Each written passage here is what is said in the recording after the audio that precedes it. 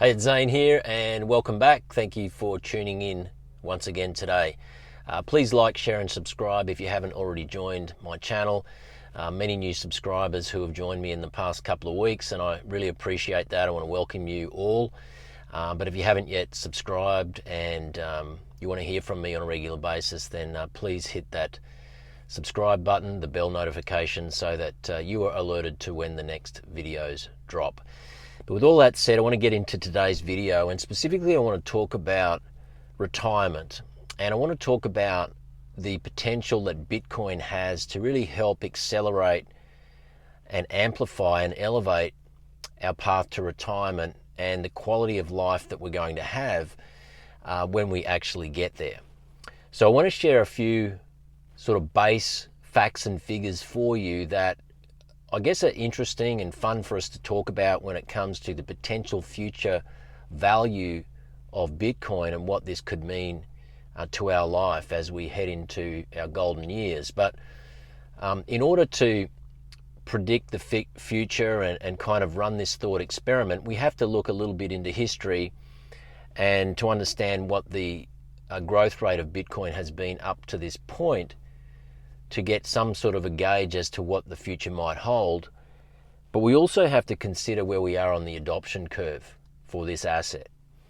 And so I want to kind of touch on these two areas as we move forward in today's discussion.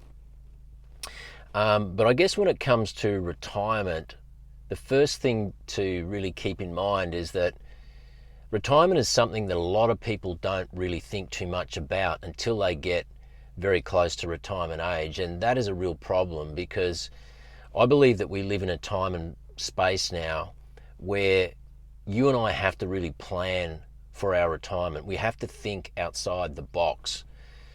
No longer can we just rely on, working for 25, 30, 40 years for a company, or being self-employed and just putting a certain money away into superannuation or our 401k, and just sort of move forward with confidence, knowing that that's going to be enough to sustain us comfortably in retirement. I really don't believe that we can just blindly accept that anymore. And so this requires us to be very proactive when it comes to having a good look at what is already in our retirement accounts. How is it performing? How long do we have from now until retirement? Is it 5 years, 10 years, 20 years? What is it from now? I mean, for me, everything that I'm doing and planning in my life, financially and everything else, is kind of geared around a 10-year time frame from where I am now. So I'm really gearing everything towards how do I want things to look for me when I get 10 years down the track from now. Now I'm 52 right now, so for me, by the time I get to 62 years of age, I want to be in a position where I only really want to have to work if it's something that I want to continue doing, and maybe it's going to be continuing to share on YouTube, doing coaching and those kinds of things that I do now and enjoy. But really, when I get to 62, I just want to have full autonomy in my life, where I get to fully choose what I'm doing, when I'm doing it, how I'm doing it, and I only ever do things that I truly enjoy doing. So that's my goal, and I hope that I get there. I also have my kids, the next generation, to think about, and potentially grandkids in time. And so, I'm a planner at heart. I like projecting for the future and preparing and doing everything that I can to make sure that I'm going to get to that point, or sort of move from where I am now with a end goal in mind, and really do all the right things I can now, as much as I can, to realize that goal.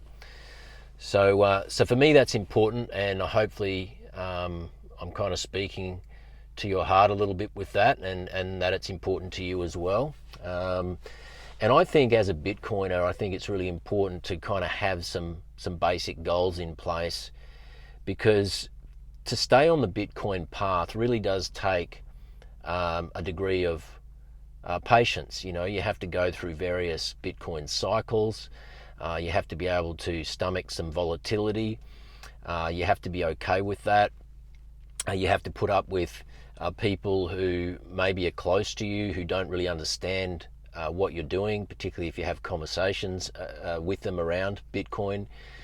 Most people just don't get it. And in fact, I did a video earlier this week about why most people don't get it. You can watch that on my channel here if you haven't already tuned into that. But the reality is that Bitcoin is a personal journey. It's something that you get involved in based on your own conviction, and also on a need-to-know basis. So it's something, as the great Michael Saylor often says, that, you know, somebody who is highly financially well off or successful or wealthy, and they've done that from the traditional fiat system, the chances of them being orange-pilled and choosing Bitcoin as a solution is not a reality unless they really can see the problems in the environment or in the system that they're in. But if they've made the system work for them, then the reality is most of those types of people, they're not going to embrace Bitcoin because they just don't have any reason to do it.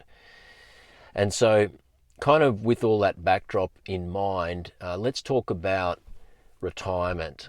Let's talk about retirement and what Bitcoin represents, and why I believe that it is a wonderful vehicle to have as part of a retirement strategy.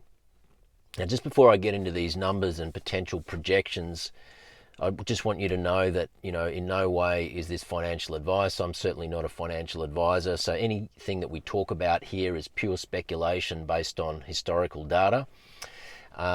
You know, and, you know, I think there's a reason why a lot of financial planners don't talk about Bitcoin, and well, one of the reasons is that it's not a financial product, that it's kind of within their jurisdiction to be able to talk about, and so that's probably the primary reason. But it's just a shame to me that financial planners aren't in a position to be able to help their clients allocate some portion of their portfolio to Bitcoin, given that it is the best performing asset on earth and has been historically for the past decade.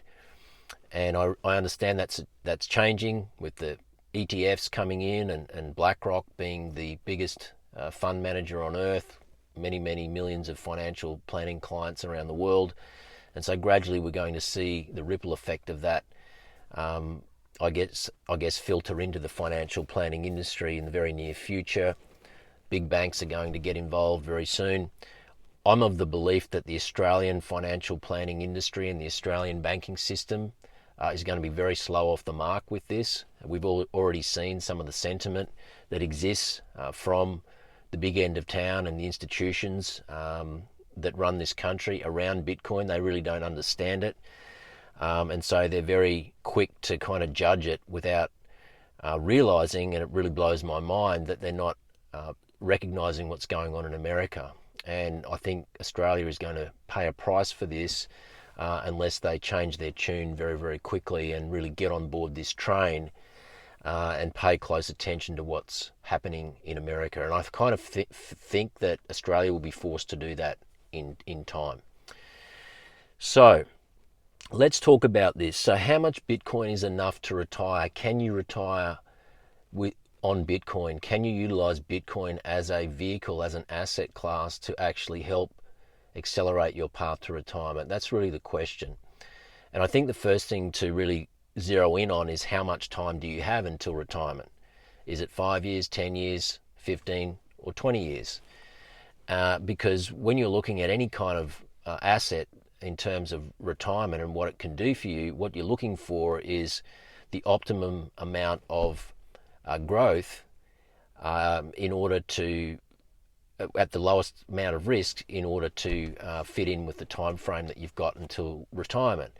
And so in other words, if you've got a significant amount of capital sitting in the stock market, but the returns you're generating on that portfolio is only somewhere between 8 to 10%, but you know the hurdle rate, the true inflation rate, when you take into account consumer price index inflation, you know, that 3 to 4% that they only tell us about, but then you actually add in true inflation, which is currency debasement, monetary expansion, realistically, we're up around that 15 to 20% is the generally projected or anticipated figure that we're dealing with when it comes to true inflation. And so if you've got a portfolio that's only doing 8 to 10% and the true inflation rate is 15 to 20%, then essentially you're going backwards.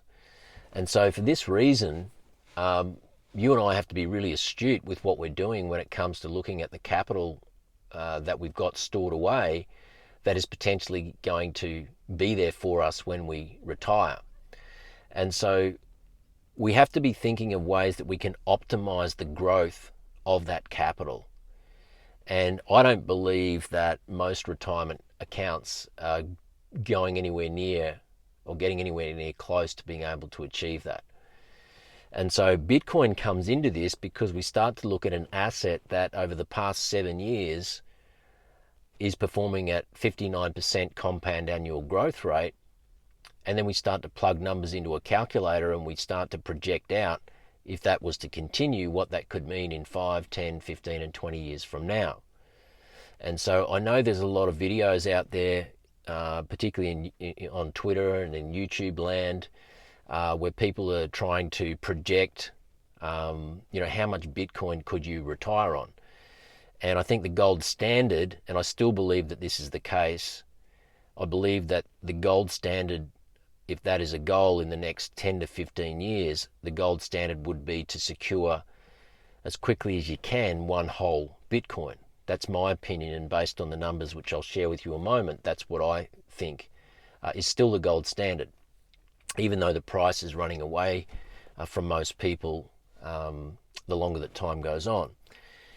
There is a school of thought that as little as 0.01 of a Bitcoin will be enough for many people, but I think that applies to people who are in their, mid-20s and maybe early 30s, because the time horizon for 0.1 of a Bitcoin, in other words 10% of a Bitcoin, the time horizon for that to turn into something really significant where you would never have to worry about money again is probably more like 15 to 20 years from where we are now. But if you only have, 5, 10, say 12, up to 15 years, but let's just say somewhere between 10 and 15 years until you want to retire and you want to do that by choice and not have to worry about money, then I still believe that somewhere between 0.5 and one whole Bitcoin is going to be a really good target for you to shoot for and to do all that you can to acquire. Now let's look at some numbers on what this actually could mean. I made a few notes here, so if you don't mind, I'm just going to sort of glance down a little bit because I scribbled them out before the video. But so we know we need to look at our time horizon. We also need to know at what type of lifestyle you and I would like to have once we do retire. We want to be comfortable. We don't just want to be sort of stuck in a unit somewhere and we can't go anywhere. We can't go to nice restaurants. We can't travel. We can't go on adventures. We don't want to be in a situation where we can't actually enjoy our life. And for me, I'm very big on looking after my health and fitness. And so I want to be able to get into my early 60s and still be very active and adventurous and be able to do things absolutely on my terms. And I know that I'm going to need, a good financial base in order to be able to do all that. But I also want to make sure I'm in really good health. So lifestyle is important. And then also, how many years you anticipate you might have from when you do retire. Let's just say you stop working at 60 years of age or even 65. Is it likely that you've got 10 good years in you of adventure and travel and really enjoying life, and then you're going to wind things down and maybe you've got another 20 years beyond that? Those are other things that you have to take into account as well. And so when you throw all this into the pot, you start to look at, well, how much Bitcoin would I need based on historical growth rate and what the likelihood is of that continuing into the future? How much Bitcoin would I need to acquire in a relatively short space of time, let's say in the next 12 months to 2 years, in order to afford myself a comfortable retirement where I really don't have to worry about money ever again? And so if I'm kind of speaking to you, then with that, then I know that that this video is going to mean something to you. Now, 0.1 of a Bitcoin is 10% of a Bitcoin. Right now, Bitcoin today is sitting at around about 85,000 USD for a whole Bitcoin. 85,000 USD, so it's around about 130,000 Australian dollars. Okay, now if we take 10% of that, which is the 0.1, that's about 8,500 US, about 13,000 Aussie dollars. And so, what I say to young people is get yourself to 0.1 of a Bitcoin as quickly as you can. So in other words, find yourself 8,500 USD, sell whatever you need to do, sacrifice a few nights out on the town, save a little bit extra of your weekly income, your wage, do whatever you have to do, move back home for a while, just park as much of your savings as you can into Bitcoin, use it as a long-term savings technology, secure it, store it in cold storage, and just forget about it. Check on it every once in a while, but just keep adding to your stack. And so for young people, 0.1 of a Bitcoin, if you've got 0.1 of a Bitcoin and you've got 15 to 20 years up your sleeve, then at the current compound annual growth rate of 59%, if that was to continue, essentially every 5 years you're 10xing the value of that capital, of those savings. So from today, 8,500 USD, which is 10% of a Bitcoin, in 5 years, of course, that's 85K. In 10 years, it's 850K. But then in 15 years, it starts to get really exciting because that becomes $8.5 million. And then 20 years, well, you're off to the races because at 59% compound annual growth rate in 20 years, that 8,500 has become $85 million. Now, nobody's suggesting that Bitcoin is going to continue at 59% compound annual growth rate. Even the biggest bulls in Bitcoin know that even though we have a gradually and then suddenly phase where potentially we're going to have hyper-Bitcoinization, we're going to have nation states clamoring to buy Bitcoin, institutions, you name it, there's going to be a flood of wealth and of capital coming into Bitcoin, which is going to drive up the price because we know that Bitcoin is a fixed supply asset. So it's a scarce digital asset. There is only 21 million. And so anything that we park our value in Bitcoin, we know that over the long term, it is mathematically engineered and designed to go up over time, up and to the right. And so we can move forward with confidence knowing that because it is a fixed asset, that the value of it over time is going to continue to climb. We just don't know by how much. And so we're only speculating when we say, well, 59% has been the average compound growth rate for the past 7 years. What will that look like in the next 5, 10, 15 years? Now, Michael Saylor, who, is probably the loudest voice in the space in terms of advocating for Bitcoin, for companies, for individuals, for nation states to all get on board with it. And his company, MicroStrategy, is one of the biggest holders of Bitcoin.